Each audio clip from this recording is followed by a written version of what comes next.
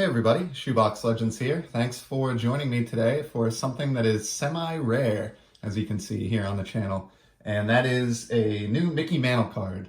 So I've talked a couple times in the brief history of the channel about my love of vintage Mantle cards, and I've shown in a prior video the 1966 Topps Mantle in a PSA 3 that you see here.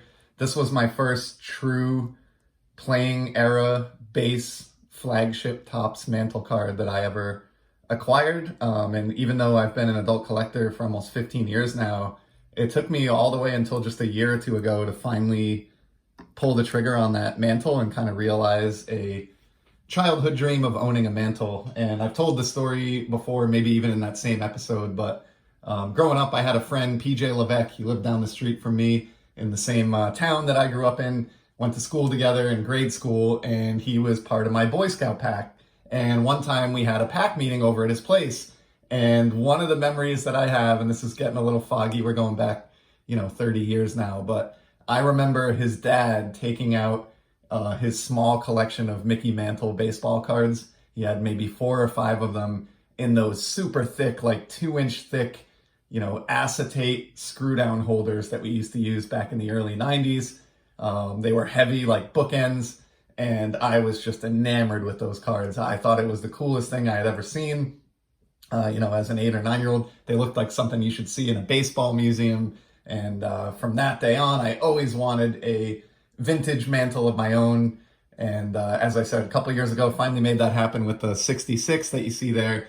And then just last year, I was able to acquire another one in a pretty interesting twist. So I'll try to keep this brief, but essentially I picked up a somewhat rare soccer card back in 2018 of Kylian Mbappe from France, who's generally regarded as one of the best players in the world. And I got this card before anyone cared about soccer or knew that he was going to be a big deal. And I also just stumbled upon it at the right time. So this was a high-end National Treasures card. It was just a base card, but it was his rookie and numbered to 50. And I caught it as a buy it now for $4.99. I think what happened here is somebody just busted a box or a case of this stuff. They had clearly listed a whole bunch of base cards at $4.99. And I don't think they thought the base cards were worth anything or knew who Mbappe was. It was one of those buy it immediately when I saw it. I knew I had gotten a bargain even at the time. But stuck it in a box for a couple years. And last summer, when the soccer card market was just going insane, I stumbled across the card, researched it, and was astounded to see that it was commanding over $1,000, which for a $5 pickup just blew my mind. I didn't have a whole lot of sentimental attachment to the card, so I sold it.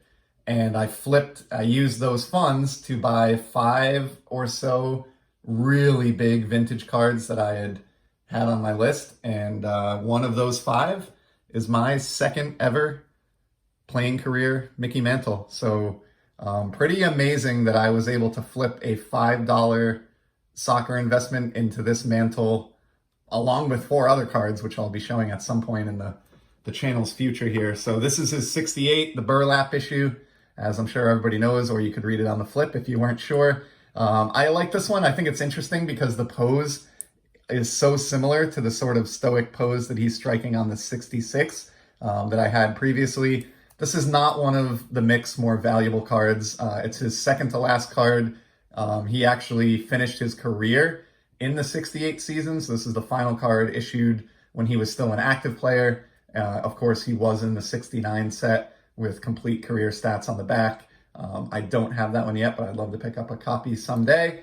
And as I did with the 66, you can see here, I wasn't shooting for a PSA 3 specifically, but again, in the same vein as the 66 that I picked up, I was looking for something that was halfway decently centered, didn't have any major condition flaws, holes in it, nasty creases, or snow over his face, or anything like that. So this card presents very, very well.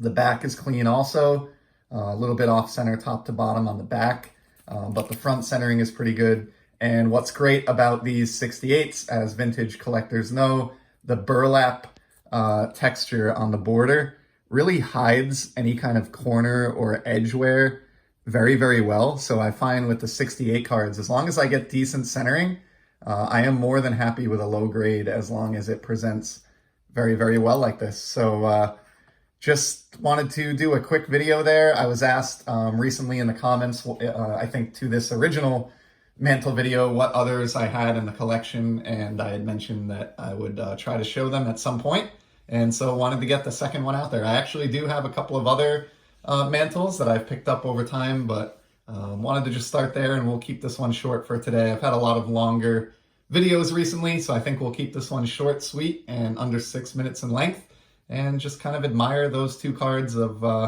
one of the baseball greats of old, and certainly someone that I considered a shoebox legend, so to speak, when I was a little kid. So hope you enjoyed this, and I will be back soon with some more sports card content. Happy collecting and take care.